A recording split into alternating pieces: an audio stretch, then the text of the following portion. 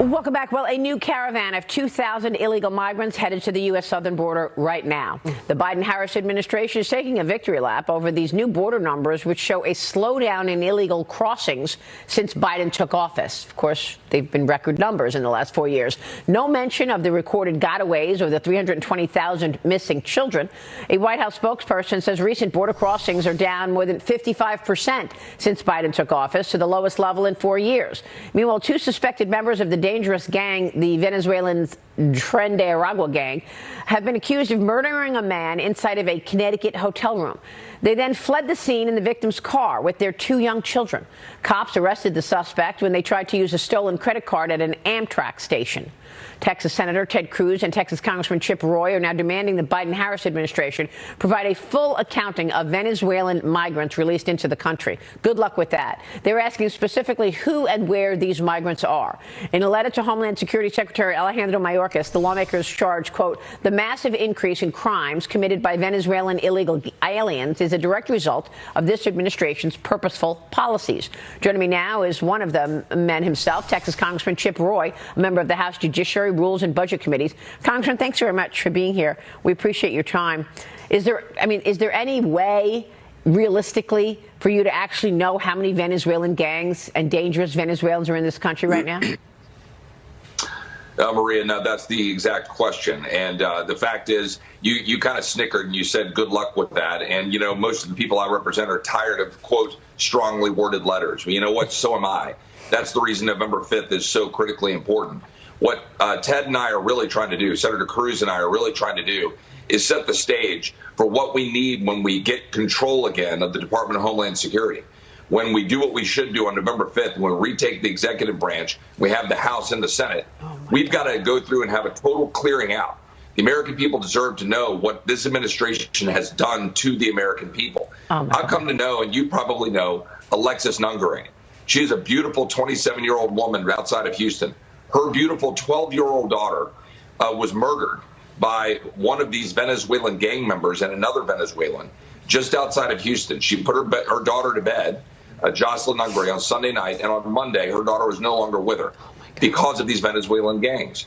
In San Antonio, we just had about a mile from the San Antonio airport, we had 20 arrests of Venezuelans, 4 associated with TDA, 1 who was an enforcer, a dangerous individual.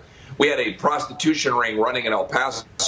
We had a woman abducted in Arlington, bound and robbed up in Irving, Texas. This is all over the country, not just Aurora, Colorado, but right here in Texas, where we're getting hammered for this. So Ted and I just want to know what in the hell is going on. Ted and I just want to know how many of these freaking gangs are running all over the country, how many Americans have suffered, and what are we going to do about it? We need President Trump and a Republican House and Senate to actually do what we said we would do. It's not enough just to win. In January, we need to do something about it. I mean, these pictures are so stunning. Let's show that picture from Sunday once again, this wide shot of all of these people walking toward the southern border. They're in Mexico. This wide shot this is just Sunday.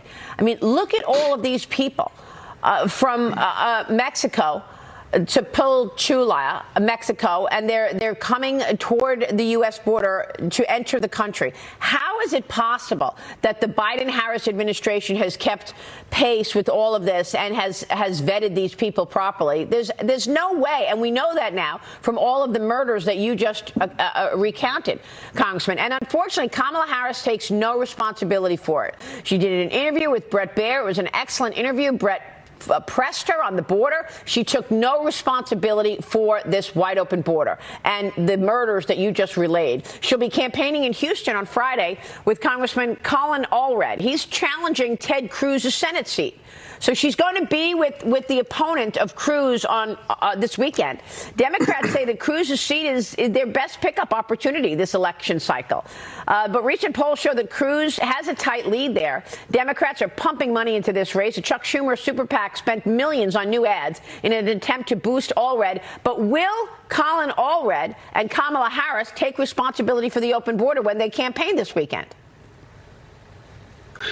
Well, of course they won't. I mean, look, there's no other way to put it than that our Democratic colleagues and Kamala Harris and President Biden, are liars. They are lying to the American people. this nonsense that, oh, the numbers are going down in the border crossings. Well, that completely ignores the fact that they are purposely flying and moving people into our country, directly releasing them into our country. Bill Clinton, campaigning for Kamala Harris, said, yeah, we're not vetting these people properly. They know what they're doing, and they don't care. Yeah. That's the truth, Maria. And Colin Allred, they are spending like hundreds of millions of dollars against Ted Cruz, the most expensive race in history, because they know they're going to lose West Virginia. They think they're going to lose Montana. They think they're in trouble in Ohio. They think they're in trouble in Pennsylvania. So they are desperate to try to knock off Ted Cruz, because Senator Cruz is one of the few who are actually in Washington trying to fight to stop with the madness of what this administration is doing to our people. I mean, Maria, my great-great-grandfather was a Texas Ranger. The people who settled Texas came in here and fought to try to give us a state that is free and secure and prosperous. And now this administration is endangering us and giving it away. Well, we've got to stand up and fight them, and then we've got to support President Trump and secure this border. Is there any way that a woman who was in charge of the border, who has overseen this wide open border, can take no responsibility for it and actually win the election? And heck, this story has been the biggest story, the biggest failure of the Biden-Harris administration. And look how tight these polls are. Are you believing these polls? Jump in here, Mahak. Look, I don't believe these polls. I believe there's an undercurrent of voters, just like we saw when President Trump first ran, that are going to rebel hard, because these aren't deep fakes. We're actually cheap fakes. We're actually seeing pictures of illegal immigrants that are killing our women and children. I don't believe Senator Ted Cruz's race is that close, because the American people are waking up, and this is in their backyards now. Well, I mean, look, Chip Roy, in the middle of all of this, look what Joe Biden said about Trump yesterday. Watch this.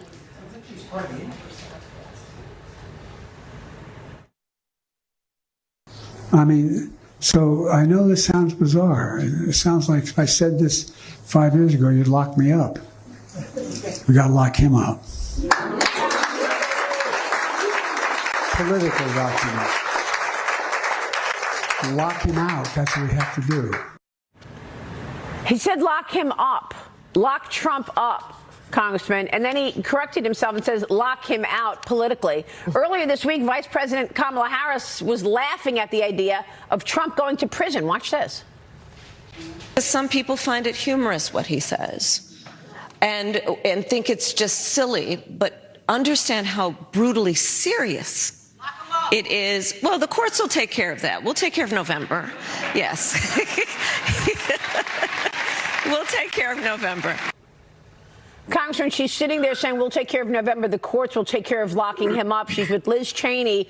That entire town hall, Maria Shriver, Liz Cheney, Kamala Harris, not one comment about policy. No solutions whatsoever. It was all about how dangerous Trump is. And you've got Joe Biden saying lock him up. Still, this incredibly hostile language, despite 2 assassination attempts against Trump. Your thoughts? Well, it's a complete joke, except that it's not a laughing matter, despite the ridiculous laugh of Kamala Harris. The fact is, we've got President Trump, who secured the border, who believes in his country, who believes in sovereignty, who loves his country, who is standing up and fighting for it, who took a bullet right by his head, a second assassination attempt, and is still out on the campaign trail because he loves his country. You've got radical progressive Democrats who want to destroy our country and are doing it in real time. The reality is we have Democrats like Jamie Raskin who have already said they have no intention of trying to make sure that we're going to seat President Trump. They have no intention of counting the electorate. We have to have an overwhelming victory in the House and the Senate so that we can do the job of picking in the electors, counting the electors for President Trump. Which I can assure you I'll be out there as a strong voice saying we have a constitutional duty to do.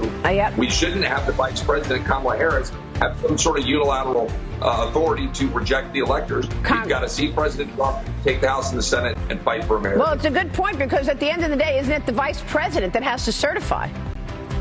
Yep, which is why I believe that we got to stand up and take the electors. That's what we're going to do. All right, Congressman, thanks very much. Chip Roy joining us this morning. We'll be watching that. We'll be right back.